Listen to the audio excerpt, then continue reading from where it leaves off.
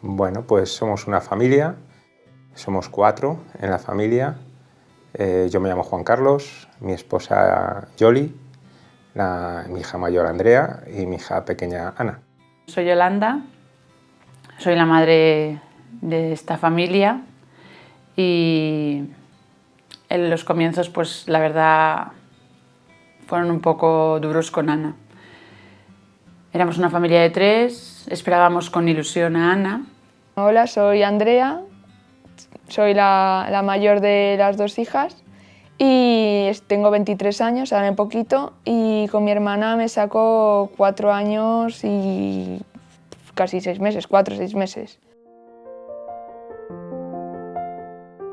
A los 2 meses nos dicen que tiene una masa que es grande y que la está asfixiando, pues no sabes a qué agarrarte, ni a qué pensar, ni qué es lo que está pasando. Presenta determinado tipo de dificultad respiratoria y a los 2 meses y medio, dado ya determinadas visitas al pediatra, vemos una crisis, sobre todo porque la vemos sudar mucho, la llevamos a un hospital y ahí pues la detectan una pequeña masa en la zona del mediastino y a las 2 de la mañana le hacen unas pruebas de urgencia y nos determinan ya claramente que la niña tiene un problema importante. Empiezas a descubrir la realidad cuando te remiten desde Palencia, desde un hospital de Palencia, te remiten al Niño Jesús a Madrid y te llevan a una planta en la que empiezas a ver lo que allí hay. Llegamos a ese hospital el 15 de mayo del 2004.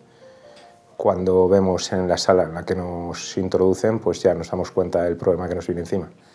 Hasta ese momento nadie le había puesto un nombre y en ese momento, pues cuando entramos en aquella sala, que por otra parte veíamos solamente alegría, porque vemos un montón de niños sin pelo corriendo por los pasillos.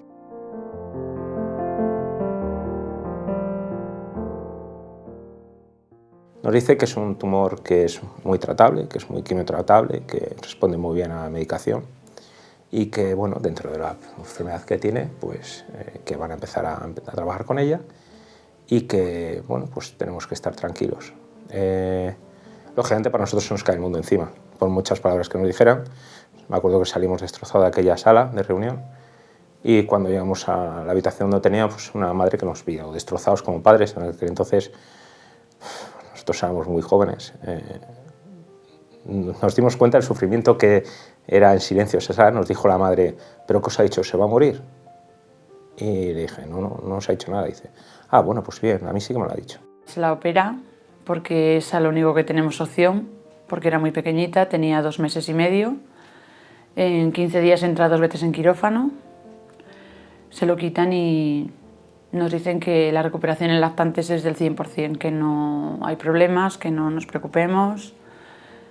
Pero yo le pregunté a una doctora y le dije, tú me has dicho que en la médula había restos. ¿Pueden volver a crecer? Y ella nos dijo que no era lo normal, que la recuperación era del 100% en lactantes y que no era lo normal. Era un neuroblastoma lo que tenía la niña en el mediastino. Nos explicaron pues, la peligrosidad de la operación, que bueno, era algo, como siempre nos dicen, y bueno, la intervinieron. La operaron, le seccionaron todo lo que es el tema del extrajeron todo lo que es el tumor, y lo hicieron en 2 operaciones. Y bueno, pues nos dijeron que no le iban a dar quimioterapia porque era una niña lactante, era muy pequeñita y que bueno, en una alta probabilidad de casos, pues ese tipo de tumorizaciones no se reproducían y quedaban encapsuladas los restos y bueno, así se quedó. Pero en una de sus revisiones, coincidiendo con el primer cumpleaños, nos dicen que tiene más tumor del que han quitado, que es el doble y que hay que empezar cuanto antes. Los tratamientos que en principio eran buenos, pues sí que tenían buen pronóstico y buen protocolo, pues el neuroblastoma de Ana, como venía de segundas, no hacía caso a ninguno. O sea, la frase de los doctores era Anita va por libre.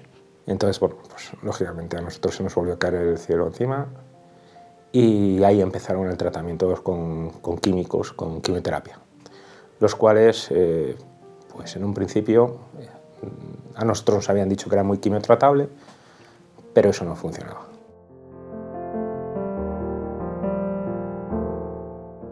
Esa fue un año un poco rebelde dentro de mi fe. Me enfadé muchísimo. Me acuerdo que bajaba a la capilla del Hospital del Niño Jesús a discutir más que a rezar. Mantenía unas discusiones muy importantes en esos tiempos y personalmente yo estuve enfadado con todo. El tratamiento continuaba, le dieron unas primeras sesiones y el tumor no encogía, no hacía nada. La quimioterapia lo único que producía era mal en la niña, como cualquier quimioterapia, le perdió el pelo, perdía fuerzas. Al principio es cierto que no quitaba el apetito, ella ha comido casi siempre durante todo el tratamiento, pero bueno, no le funcionaba. Le cambiaron de quimioterapia, le hicieron otra quimioterapia y esa segunda quimioterapia que le hicieron, tratamiento, no solamente no descendía de volumen el tumor, sino que le salió un segundo tumor, muy cerquita. Le volvieron a cambiar de quimioterapia, no producía nada y al final le metieron una cuarta tratamiento químico. Ellos le llamaban, me acuerdo, nos decían que era de rescate, no sé si tiene algún tipo de significado, pero el rescate, la palabra rescate suena muy mal siempre. Pero bueno, ese tratamiento tuvieron que paralizarlo porque la estaba pagando. La niña dejó de comer, perdió muchísimo peso, se le hundían incluso los globos oculares. O sea, la niña estaba decayendo y decidieron parar el tratamiento. Y nos dijeron que, bueno, ahí fue donde nosotros empezamos a tener mucho miedo, porque cuando tú estás en un principio tranquilo, ya mi relación en la capilla había retomado su camino adecuado, ya no bajaba a discutir, bajaba a rezar y mi enfoque ya era distinto. Y bueno, dentro de lo que es la fe y tanto en nuestro Señor como en los médicos también en su trabajo, pues bueno, pues cuando ves a grandes profesionales que están seguros de lo que hacen, uno pues está tranquilo, pero cuando les ves dudar, cuando ves que eso no funciona, cuando te dicen que es que Anita va por libre en un tratamiento que te habían dicho que en teoría era muy quimiotratable, pues entonces empiezas a asustarte. Pues yo con el Señor me enfadaba, porque le decía que era muy egoísta y que ya tenía bastantes arriba angelitos, como me decían las mamás. Y yo le decía que el mío lo dejara, que él ya tenía bastantes allí. Y a la Virgen María me aferraba mucho a ella y le decía, tú que eres madre, tú que sabes lo que es sufrir, cuídamela. Yo era lo único que al final hacía, ¿no? Decirle, tú que eres madre, tú que has visto a tu hijo sufrir, tú que has estado a los pies de la cruz, déjamela aquí.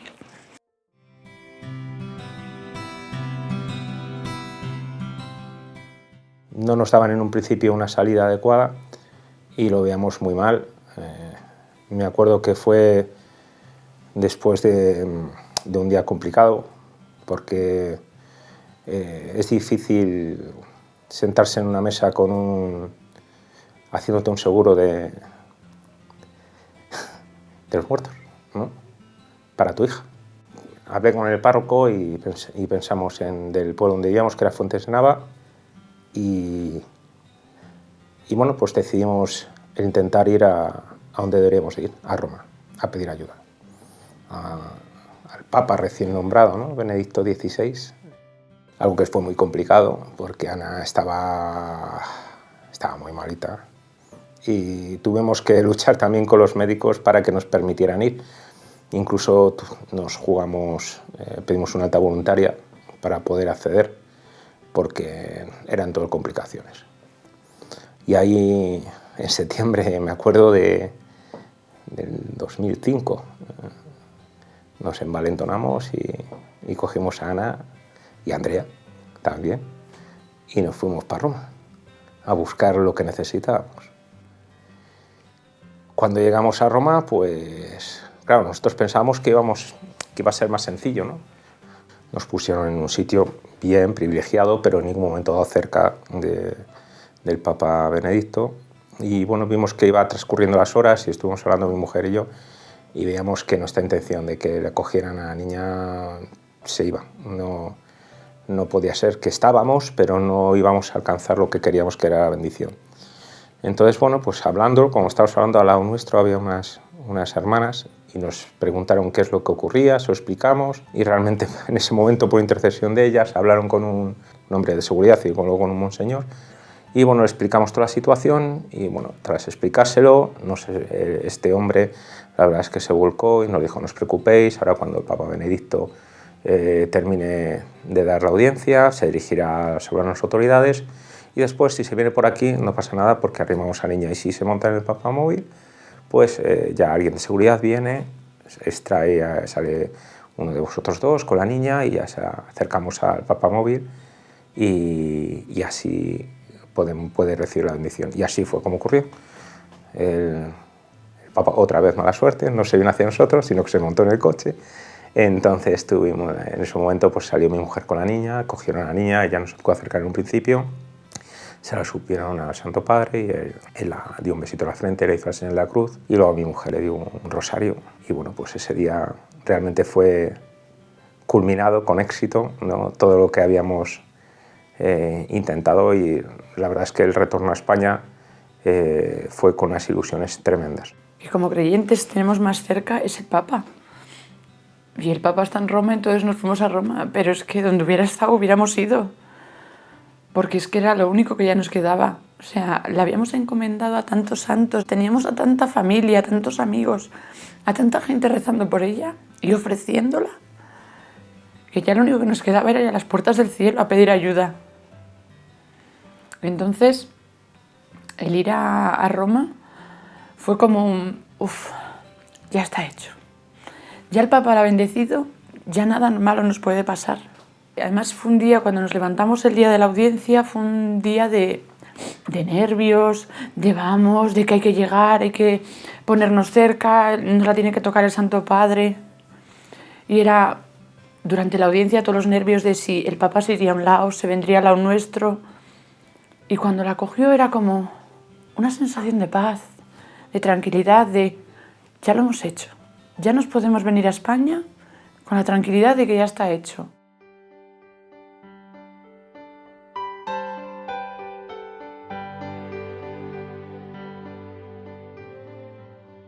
Me acuerdo que nos riñeron, ¿no?, porque Ana venía en unas situaciones muy complicadas. Ana no podía, casi no la podíamos dejar dormir, podía dormir pero tenía que estar muy incorporada.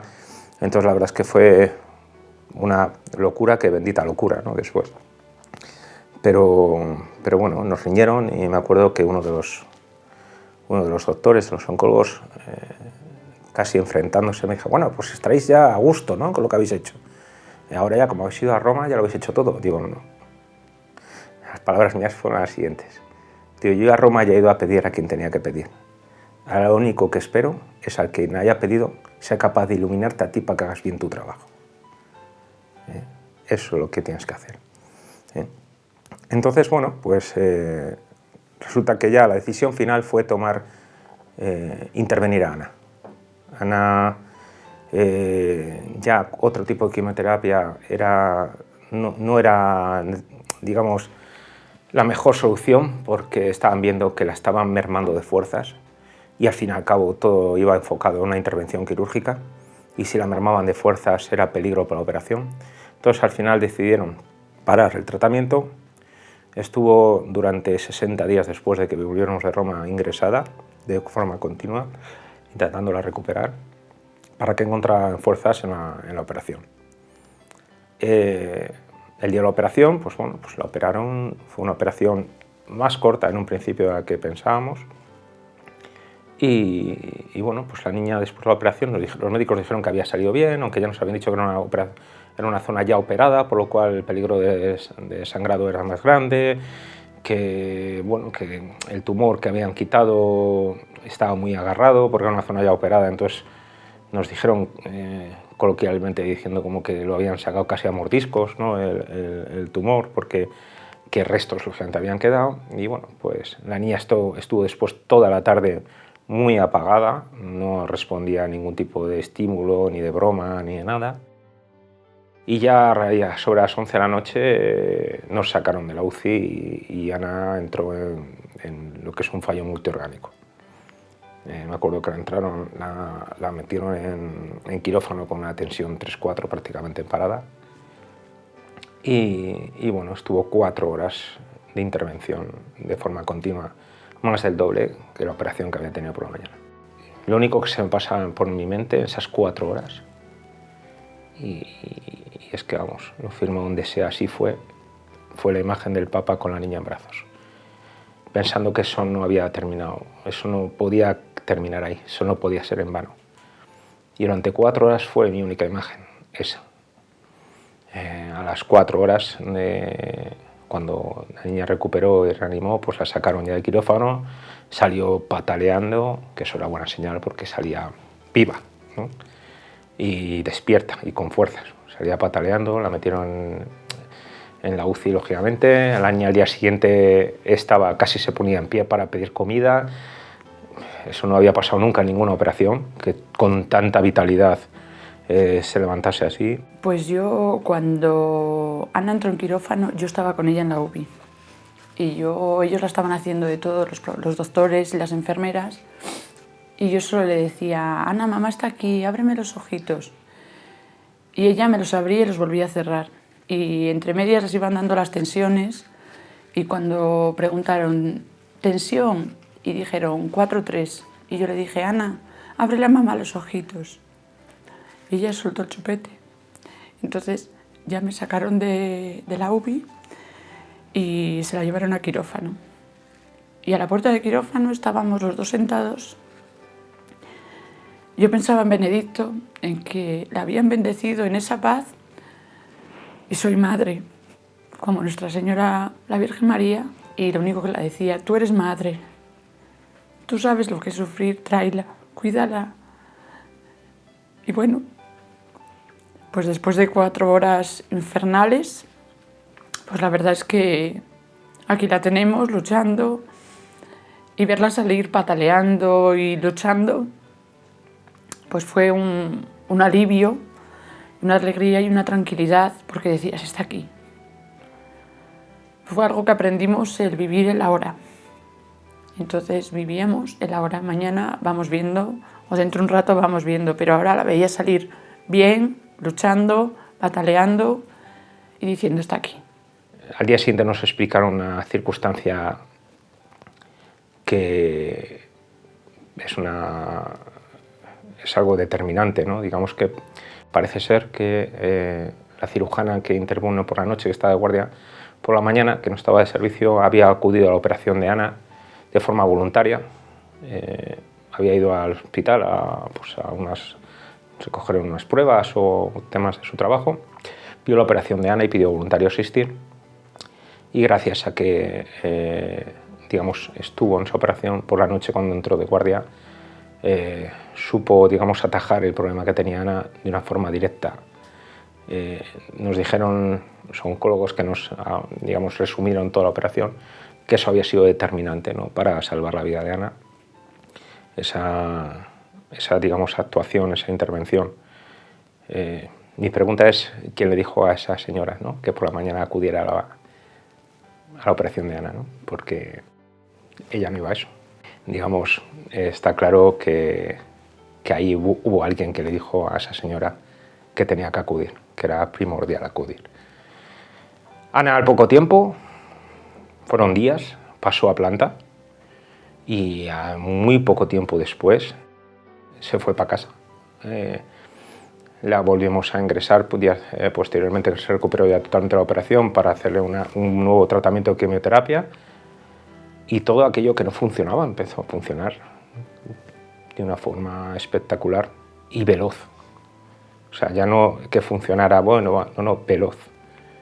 Yo me acuerdo de los enfermeros y las enfermeras del Niño Jesús, que cuando el carrito de la comida en las salas de oncología pediátrica son un suplicio, los niños no quieren comer.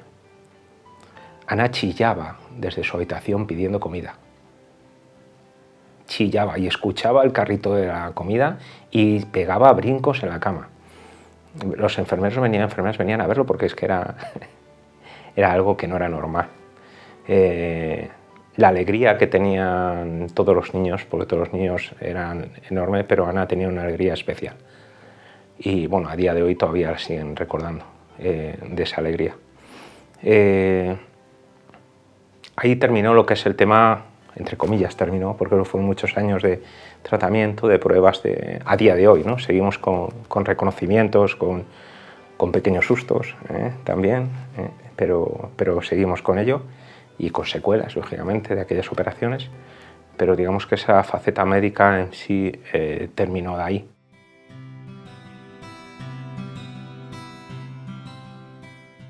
Yo soy guardia civil y estuve desempeñando funciones de seguridad ahí en la embajada. Entonces, gracias a esas, digamos, funciones que yo realizaba, pues lógicamente trabajaba con personal de seguridad del Vaticano y tuve la suerte, ¿no?, de tener una conversación con el que entonces era el responsable de la seguridad del Papa Benedicto, que era el doctor Domenico Gianni, ¿no?, general Gianni, una grandísima persona, una bellísima persona. Y bueno, él se interesó, había escuchado el caso de Ana, no sé cómo, pero lo había escuchado, y se interesó porque le contara la historia. Entonces le conté, lógicamente, la historia que estoy contando ahora mismo. Y bueno, me preguntó, se interesó mucho por cómo estaba Ana en Roma, cómo había llegado, y al ver la edad que tenía Ana, pues me comentó de que si, y la comunión si la había hecho ya, le dije que la hacía ese año. Y bueno, pues él dijo, pues voy a intentar yo, dentro de lo que pueda, a ver si hay alguna posibilidad que el Papa Benedicto pueda otorgarle la comunión a la niña. Esto fue a finales de diciembre, pero claro, llegó febrero, el día de los pactos lateranenses, el día 11 de febrero, cuando nuestro Papa Benedicto anuncia que, digamos, por una forma que se va, ¿no?, que abandona el cargo, que abdica, ¿no?, dirían los reyes, que al fin y al cabo no deja de ser el rey de nuestra iglesia, ¿no? Y bueno, pues todo esto, pues todo está, digamos, llevamos muy poquito en Roma y decíamos, bueno, si llevamos muy poquito y estamos a punto de conseguir lo que queremos, ¿no?, dar las gracias, ¿no?, que en poco tiempo. Pues no.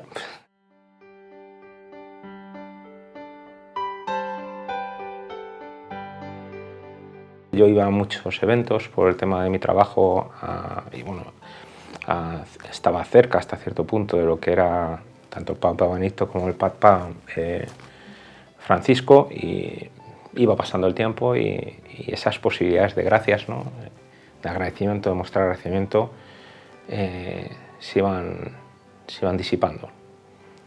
Y bueno, pues llegó el último año en el que íbamos a estar allí y me acuerdo que por mediación del responsable de seguridad, Domenico Gianni, tuve la gran suerte de poder, digamos, estar en un besamanos, ¿no?, que se llama, ¿no?, de una audiencia general del Papa Francisco. Y ahí, bueno, pues cuando terminó el acto, cuando terminó la audiencia, después de la catequesis que dio, bueno, pues a la hora de darle el besamano, pues les dimos las gracias. Pues bueno, Andrea le entregó el solideo al Papa Francisco y nos lo intercambió. Ese momento fue muy gracioso porque según se iba acercando ya no sabía si llamarle embajador, eminencia, majestad. Le iba a llamar creo que de todo.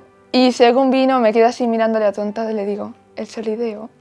Y él lo cogió, hizo todo yo así. Yo no sé qué más pasó, yo seguí quedando mirando así y se fue y yo, pues el solideo, ahí se lo ha cambiado.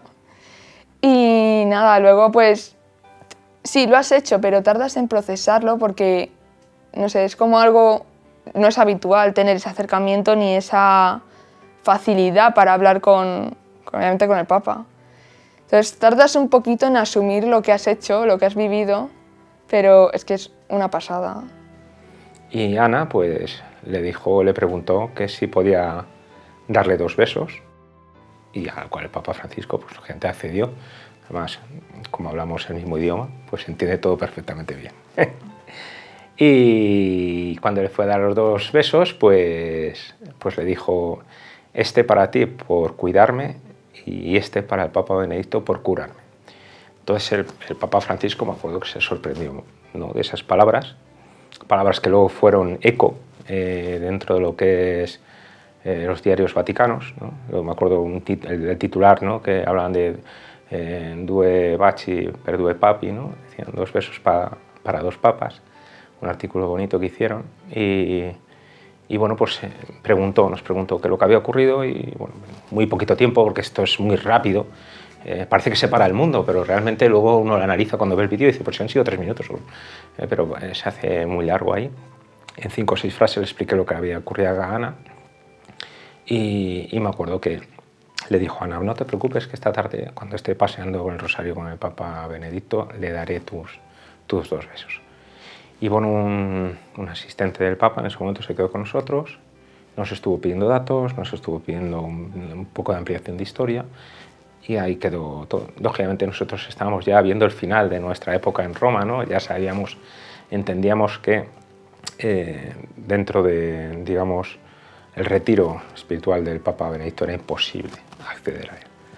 Lógicamente grandes mandatarios, eran los únicos que podían acceder. Nosotros no éramos nadie, éramos una persona del pueblo. Bueno, soy Ana, tengo 17 años y soy de Valladolid. La noticia esta que salió de 2 besos para 2 papas, pues realmente lo dije porque lo sentí, porque, no sé, me pareció la verdad. A mí mis padres desde pequeña siempre me contaban eso.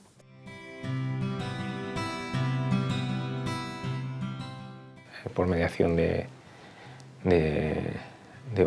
quien después fue amigo nuestro, y es amigo nuestro, ¿no?, un sacerdote de Roma, Salvador, nos hizo hacer una carta, y él se encargó de llevarla al Vaticano y entregarla, en el que explicábamos todo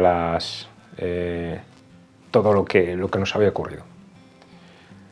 A los pocos días recibimos una llamada al Vaticano en el que nos decían que había sido entregada la carta al Papa Benedicto, y que se habían fijado que al poco tiempo de entregar la carta, 15 días después, era el cumpleaños de Ana, y que el Papa Benedicto les había dicho que estaba muy interesado en felicitarle en persona a Ana el día de su cumpleaños.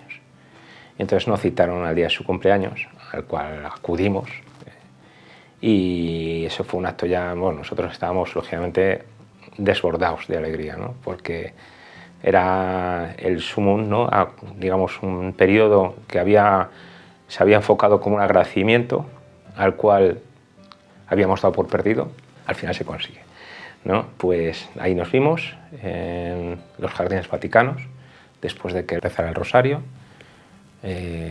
Según nos vio un poco de lejos, ya nos empezó a llamar, nos dijo la familia, nos dijo en español, muy cariñoso, muy dulce. Le fuimos saludando uno por uno, y la última, la más pequeña, y la protagonista, ¿no?, que era mi hija Ana. Cuando vio a Ana, me acuerdo que la cogió con la de la mano, y todo el tiempo que estuvimos juntos, en ningún momento la soltó de la mano. Jamás la soltó de la mano. Eso es una cosa que luego la analizamos, ¿no?, después, ¿no? Es decir, nunca jamás la soltó de la mano, y eso es algo enternecedor. Le intentamos explicar todo, él ya lo sabía, lógicamente tanto había leído la carta como que le habían contado todo. Y me acuerdo que cuando yo le quise dar las gracias, él se quitó importancia siempre. Él dijo que él no había hecho nada, que él había sido uno más entre tantas oraciones, que muchísima gente había rezado por Ana, y que él nunca había hecho nada, más que rezar. Lógicamente se le da mucha humildad, pero yo estoy seguro. O sea, como le he dicho a muchos conocidos y amigos, no pido permiso para pensar que eso fue un milagro, sino que lo creo así. lo siento así. Y eso a mí no me lo quita nadie. Eso a mí no me lo quita nadie. Una persona súper cercana, nos hablaba en italiano, es que todo... Yo me quedé siempre ensimismada en estas situaciones, me quedaba mirándolo como diciendo no me lo creo, está ahí, es el de la tele, es el del balcón, está ahí, que sí, que existe, que es humano, se puede tocar. Cuando fuimos a verlo, que yo lo veía muy chiquitito y muy blanco y me pareció como un ni angelito. Y claro, como me dijeron que no me podía apoyar en él ni nada por si se caía o algo, no vamos a liarla, pues yo como intentaba separarme para no apoyarme, porque yo soy muy dada a liarlas. Entonces, pues el recuerdo de tenerme todo el rato de la mano y de no apoyarme. Pues, a ver, le cogí cariño, que te encontrabas bien con él, no era ni muy forzado ni nada. En ese momento, por conocimientos que tenía de catequesis, no muchos, y de religión, yo pensé que era como una especie de puente entre arriba y la tierra. Entonces, no sé, como que le podías decir algo y él se lo decía a Dios. O una especie de mini carta. Tú mandabas una carta, pero cuando tú mandas una carta no va directamente a la persona. Hay gente que la lleva por ti. Pues yo pensé que el Papa era como esa persona que la lleva por ti, que te ayuda a llegar ese mensaje. Cuando veo una foto de Benedicto o alguna noticia que tiene que ver con él, pues sí que me intereso. De hecho, si no la he podido ver bien en la tele, la miro en el móvil, en la tablet, lo que tenga a mano.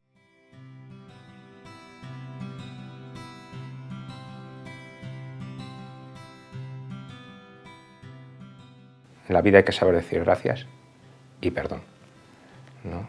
Y yo creo que en esa época supe pedir perdón por esa primera fase de enfado y dar las gracias por todo lo que vino después.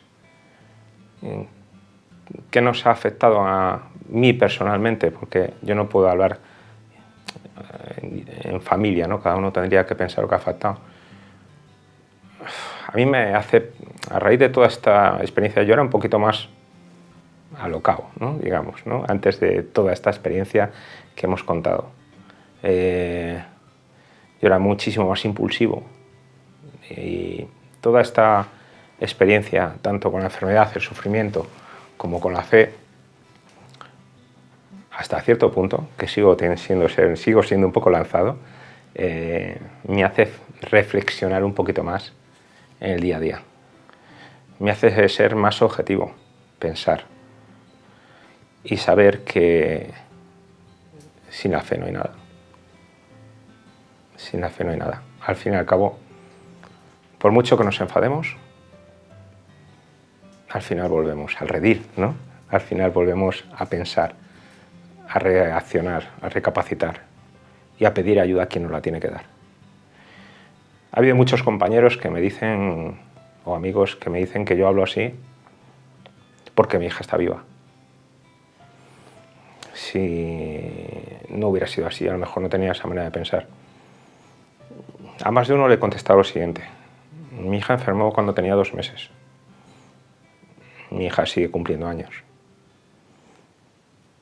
Y si hubiera caído, hubiera recaído, por lo menos tendría que dar gracias en una cosa. Y es que...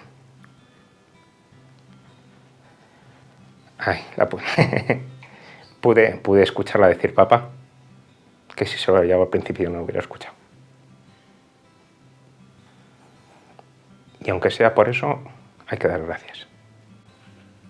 Pues mira, para mí la lección que nos ha quedado es la de que hay que ser agradecidos. Y yo siempre ya no suelo pedir tanto, por no decir nada. O sea, solo pido que nos cuide y le doy gracias por todo lo que tengo. O sea, es lo único que ahora mismo hago. Ser agradecida por lo que tengo. Y porque nos cuide y porque nos tenga unidos y nos tenga con salud. Yo creo que cada uno tenemos nuestra cruz y en cómo la llevemos está nuestra vida. Entonces, pues intentamos hacerlo lo mejor que pudimos luchamos por tenerla aquí y por tener una estabilidad los cuatro y por no perder el rumbo. Hay una cosa que cuando Ana tenía 15 meses, 2 meses antes de irnos a Roma, fuimos a Zaragoza, a la Virgen del Pilar, y le prometimos que si también la cuidaba, la llevaríamos todos los años. Y no lo hemos cumplido solo un año, que fue el año pasado porque no nos dejaron salir de Castilla y León. Pero bueno, la tenemos en casa, a la señora, y la encendimos la vela y le dijimos que nos perdonara, que al año siguiente iríamos 2 veces. Pero bueno, yo creo que nos ha unido en el sentido de que ya estábamos unidos. O sea, creo que una enfermedad no ni une ni desune. O sea, si tienes una base y unos cimientos buenos, pues es una lucha que es entre todos. No es solo de una persona, ni nosotros éramos una familia, que luchábamos todos a una. A mí me influyó en que era una niña, lo viví con completa normalidad. Para mí el cáncer es algo normal. Es normal que lo tenga la gente, que se pueda morir, no reacciono como puede reaccionar otra persona. A veces me dicen, qué poco tacto tienes. Digo, es que para mí es normal. Me he criado con ello y no tengo ningún problema ni en hablarlo, ni en que me cuenten sobre él. Pues darle gracias a Jesús, la verdad es que cuando me he parado a pensarlo varias veces, un montón de veces, pues sí, porque yo pienso y no hay niños que tengan esa suerte.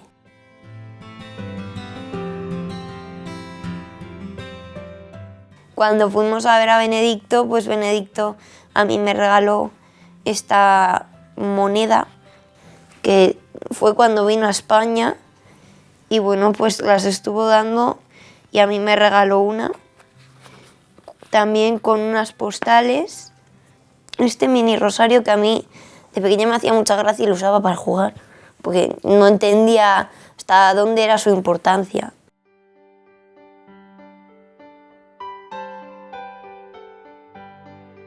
A una madre, a una familia que esté pasando por una situación igual o parecida a la mía, es que viva el día a día. Que el Señor dice buenas palabras y muchas veces en renglones torcidos, pero a la larga está ahí. Y vamos a ver, no sé quién a lo mejor para dar consejos, pero yo me apoyé mucho en el Santo Padre. Cuando Benedicto la bendijo, para mí fue una tranquilidad y una bendición.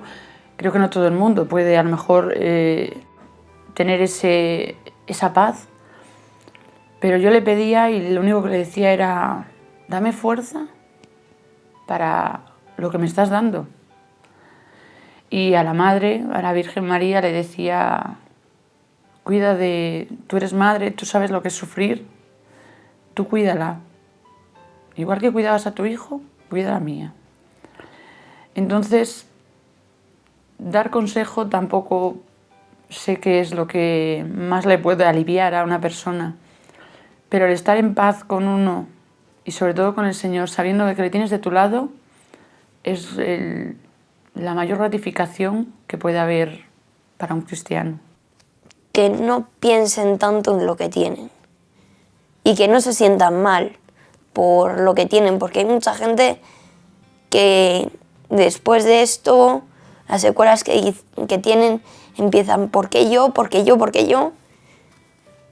Y yo creo que a lo mejor hasta es una ventaja el tenerlo. Puedes mirar las cosas bonitas que hay en la vida y aprovechar el momento, como decían mis padres.